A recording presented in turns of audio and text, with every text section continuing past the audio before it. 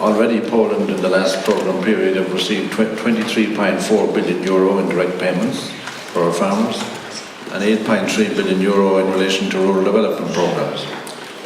So that's a lot of investment by the European Union in Polish agriculture and agribusiness. And as you know, in the last, since the last programme period, we've had Brexit.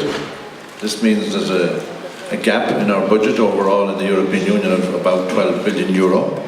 So we have to find this money somewhere, and we want additional monies from the member states, all of the other 27, to fill this gap in order to maintain a well-funded CAP. And we will know more from the Budget Commissioner with his proposal on the 2nd of May, but ultimately it's a matter for the member states and the European Parliament that will make the final decisions about the budget probably in 2019. But the initial proposal is important, and that's on the 2nd of May, that I give out about the complexity of our policy. That's why I've been doing something about it.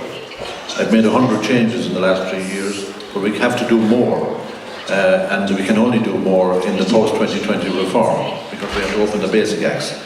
But I know we're amongst friends here today, so I'm going to let you in on a little bit of my thinking in relation to the proposals that will be coming out later on, and maybe shed a little bit of light in the context of the discussions we've had at ministers' level. Our farmers here have come today to know what is the future going to be, and maybe we can give you some idea. Because I can't tell you everything about the budget, because I don't have a budget myself until the 2nd of May. And I can't tell you the outcome of the policy, because at the end of the day, the ministers and the European Parliament have to decide this. But we will give you some idea. And there will be, the common agricultural policy is an economic, environmental and social policy. So first of all, our objective must be to have a competitive European agriculture. And if we haven't a competitive agriculture, we won't be able to sell our goods and our food and our high quality food and drink products around the world. Secondly, on the environment, we have to have stronger role in the environment obligations and our climate obligations, and we want our farmers to play and to continue to play a good role for us in our rural areas in relation to our environment policies. Thirdly, we want farmers to be able to remain in business.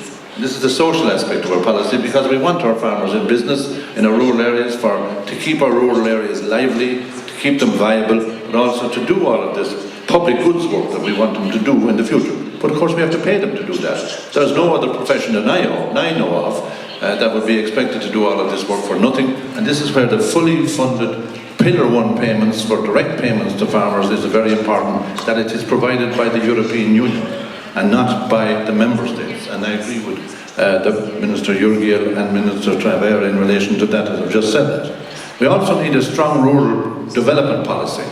In Poland, you have a new policy in relation to your villages and your rural settlements.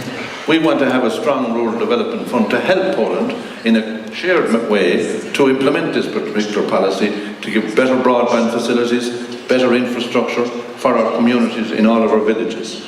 And also we will be doing some more assistance for young farmers. We have 6% of our farmers of Europe are less than 40 years old in charge of our farms.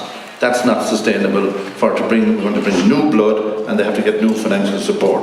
And finally, research and innovation is hugely important. You're going to discuss this tomorrow. We have to provide some financial support in programs for digital agriculture, precision agriculture.